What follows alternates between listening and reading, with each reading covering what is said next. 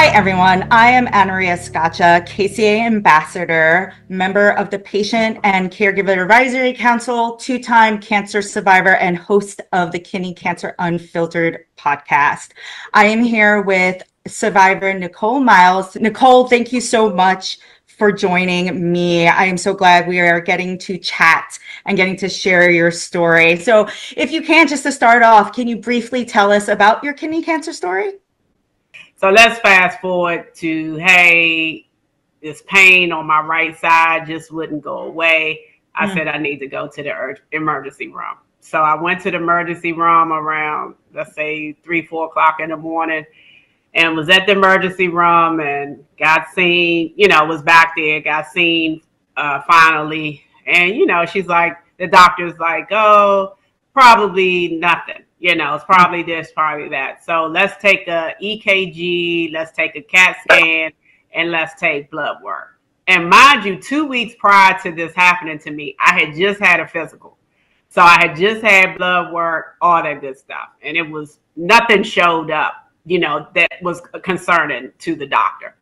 So then I did all my CT scan. And the weird thing is once I finished the CT scan, the pain went away. It's like I never had the pain again. It was so weird. So the doctor came and I could just tell by her, she had a mask on, but I could tell by her eyes, something wasn't right. And my husband was there with me and she told me, she said, we see a mass on your kidney and it could be kidney cancer. And I'm telling you, I didn't cry. I didn't do any of that. I think I just had an out of body experience because I just could not believe what she was saying to me. And so she's like, oh, we're going to let you stay in urology. Like she was at first wanting me to stay in the hospital. I'm like, oh my goodness. I started calling my parents and stuff like that. So then another urologist, he came and he said, we're not going to have you stay. And let me just say the weekend, I was a basket case. Of course, when you hear the word cancer, you're like, oh my God.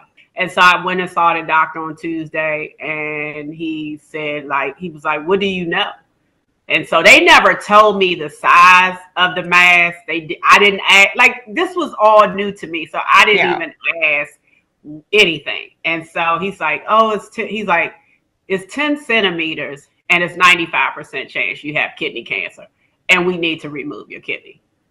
So what were your first thoughts when you heard that? I guess from the moment you heard that there was a mass to the moment that you heard 95% it's kidney cancer, because I think a lot of us have a very similar story where it's like we see a mass, we kind of think it's cancer, and then we go to the urologist and like, nope, it's more than likely cancer and your kidney needs to be removed. So what were some of your first thoughts through that process? I'm telling you, I think as I look back now, I really didn't think I was going to die because nobody said that. But again, the fear of hearing the word cancer. And let me just say this. I've never had surgery in my life. So for him to say, oh, we got to take your kidney, he's like, oh, your left one is in good condition. Your left kidney is perfect. It was just, I really, and I never cried in the beginning.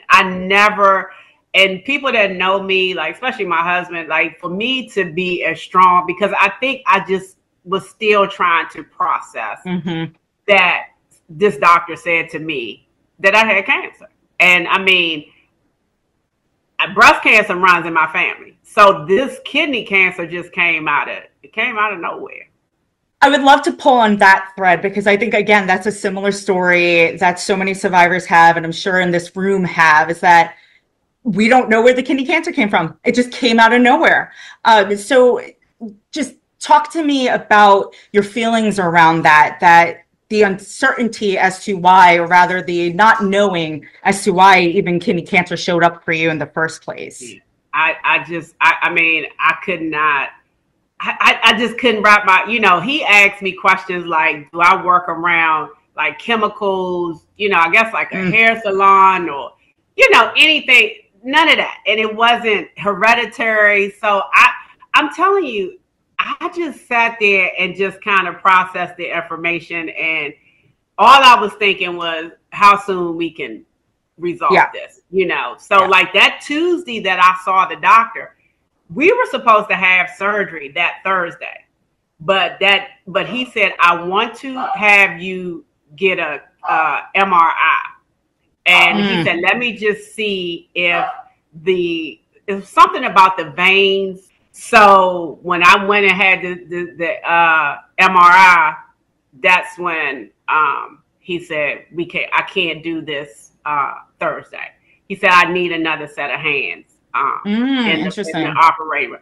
So that's when I went to, I got depressed. I got depressed because it was like, I didn't know once, when a doctor calls you and says, hey, we can't do the surgery, that I'm thinking I'm getting this taken care of. So it was tough. What support services did you have? Like what support resources rather? You mentioned your husband. Did you have during your experience that helped you kind of process your emotions, process your reality, and start recovering? To be honest, I didn't find out about this organization till after. Like I really didn't, other than the internet, and that's not always a good thing. But I mean, my doctor was very, informative. He gave me as much information as he could. They send you home with but I never really took the time to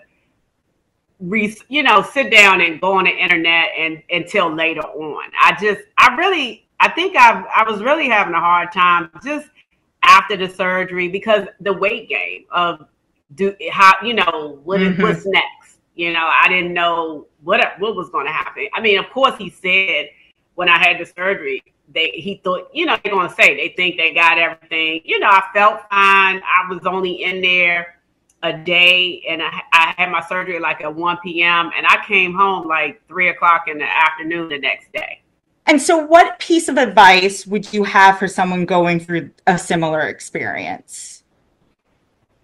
The one thing that I definitely say, and I don't want everybody to think because they got a pain that you have kidney cancer, but I want you to listen to your body and stop thinking it's nothing. Because again, with my situation, I listened to my body because the pain went away, just me on the way going to the emergency room, but it came back. But I would tell anybody to, just, it's a waiting game till you get your reports, because even the first set of reports, he said they were like negative, and that was just from the doctor. I mean, from the hospital.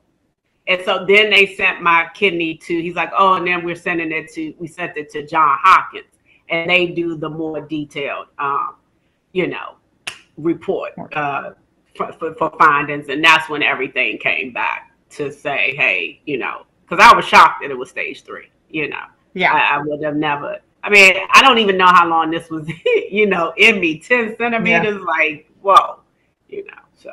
Yeah. And I think those two pieces of advice are really, really important, especially the listening to your body. Because again, I think that's one thing that a lot of survivors share, is that if they didn't listen to their body, or they didn't listen to their body and then something happened, right? And so being just conscious of your body, and if something's off, just investigating all the different ways in which what it could be or what it's causing. Is there anything else that you would like to share that maybe we didn't touch on?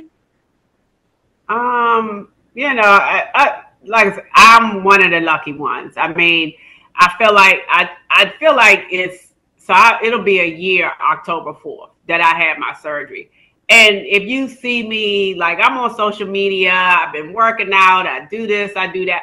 But you're never the same when you are diagnosed with cancer. And I think unless people are in your shoes, because I can speak for myself. I mean, you're supportive to family and friends if they have breast cancer, but it's something you never get over. You know what I mean? Yeah. And like I said, I'm still new to this.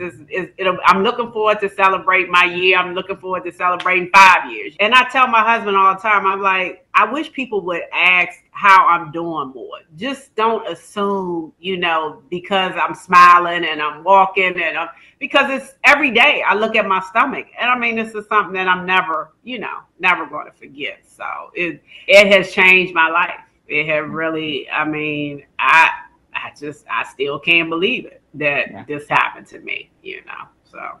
Well, thank you for sharing that and letting us honor your story. I think that's a very good point to end on. Cancer, the treatment may end, but the experience does not. Thank you so much, Nicole, for joining us again and sharing your story.